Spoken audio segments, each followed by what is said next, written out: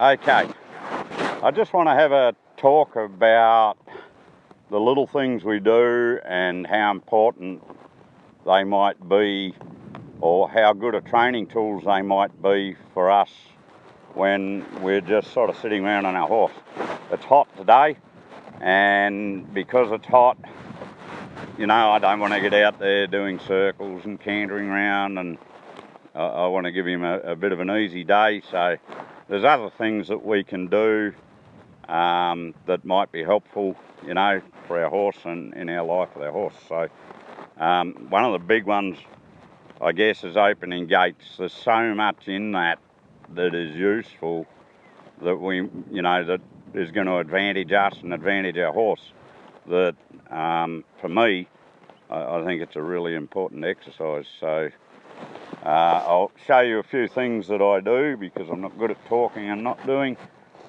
We're going to open a gate. I want to get my horse to be able to step around and put him in a position where I can get that gate open. So right here, very gently, I've asked him to turn his shoulders around, I've asked him to step his hip over, I've asked him to stop in a good position for me to open this gate. I'm going to unlatch it, and I'm going to try and do this without letting go with my left hand. Okay, so I need to step his shoulders out now, and I'll bring the gate out as I come. I want him to take a step forward so that he clears that gate with his hip. I want him to step forward. I need to keep him fairly close to the gate here. I want him to step his bum over a step. I want him to very gently step back, you know, and you can see her off course here. I'll see if I can step his butt round, step his shoulders back around, you know, and all this without blowing him up. But all those little things I'm doing while I'm teaching him this, you know, is me making little corrections and saying, hey, step your hip this way, step your shoulders that way, move forwards, move backwards, stop, all in tiny little pieces. And that's really good for control of our horse. You know, if I want my horse to move his shoulders over, I might only want to step. So I'll ask for it. If I want him to bring him back the other way, I might only want to step. And I can just ask for it, but it's really good practice with a job that's important. So, you know, I might incorporate into that when we get through the gate. I'm going to back you up and ask you to turn around here. We might do a upward transition to a trot a lap of the round yard here, or round pen as they say in America. Ask him to come all the way around to the gate. Stop him with my seat at the gate. Position him. Come on, I'd like your butt over a little. Thank you. Okay, I'd like you to step your shoulders out. Give me a little more. Good.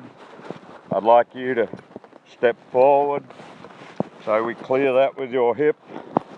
I'd like you to step through. Keep your shoulders in close to this fence here. Well, not very hard to... This guy's an entire, and his attention span's a little bit small at times. Okay, so we're through. I might ask him to step his shoulders over. I might ask him to try to lap it around you. Go, come on.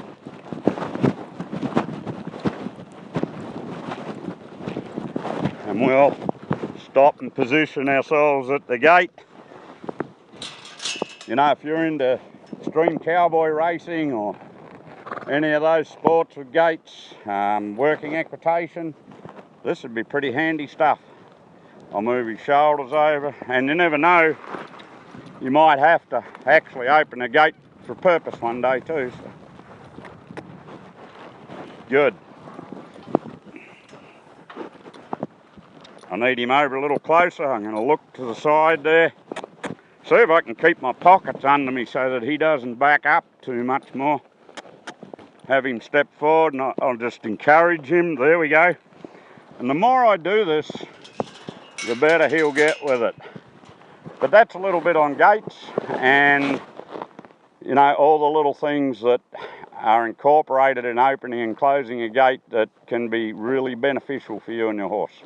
Thank you.